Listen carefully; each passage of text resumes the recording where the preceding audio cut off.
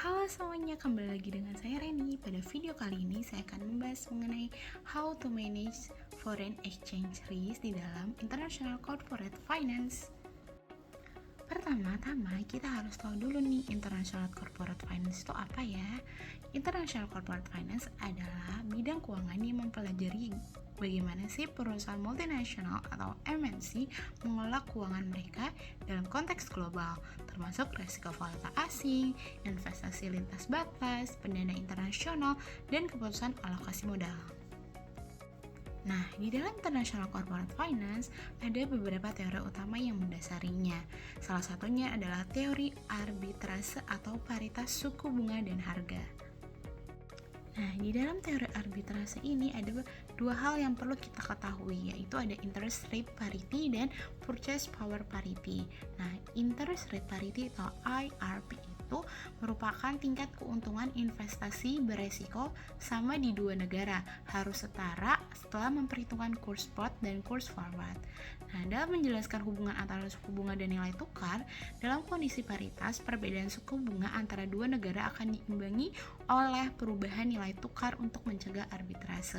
Nah, kalau IRP atau interest rate parity ini tidak terpenuhi, trader bisa melakukan arbitrase atau beli murah jual mahal tanpa resiko dan meraup untung tak terbatas karena arbitrase jarang bertahan lama. Lazimnya IRP ini dianggap berlaku. Yang kedua ada purchase power parity, di mana menyatakan bahwa nilai tukar akan menyesuaikan sehingga harga barang yang sama setara di berbagai negara. Lalu, how to manage foreign exchange risk atau mengelola resiko nilai tukar asing dalam konteks international corporate finance biasanya mencakup berbagai strategi perusahaan untuk melindungi diri dari fluktuasi nilai tukar mata uang asing yang dapat mempengaruhi keuntungan, arus kas, dan nilai perusahaan.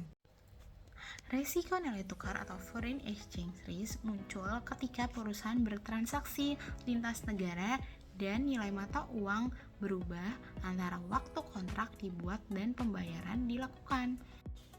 Terdapat jenis resiko nilai tukar. Yang pertama ada transaction exposure, di mana resiko perubahan nilai tukar atas transaksi tertentu di masa depan. Contohnya pembayaran ekspor atau impor, pinjaman dalam mata uang asing. Yang kedua ada translation exposure, di mana resiko perubahan kurs saat melaporkan laporan keuangan dalam satu mata uang. Contohnya, anak perusahaan di Jepang menyusun laporan keuangan dalam yen. Induk perusahaannya butuh dalam bentuk dolar. Itu yang disebut dengan translation exposure. Yang ketiga ada economic exposure, di mana resiko jangka panjang yang mempengaruhi daya saing perusahaan akibat perubahan nilai tukar. Contohnya, jika yen melemah, produk Jepang jadi lebih murah, sedangkan pesaing Amerika Serikat kesulitan bersaing. Selanjutnya, gimana sih cara mengelola resiko nilai tukar ini? Yang pertama, kita harus melakukan hedging dengan instrumen keuangan. Nah, beberapa caranya dalam video saya sebelumnya sudah dijelaskan. Yang pertama ada forward contracts, future contract, option, dan currency swaps.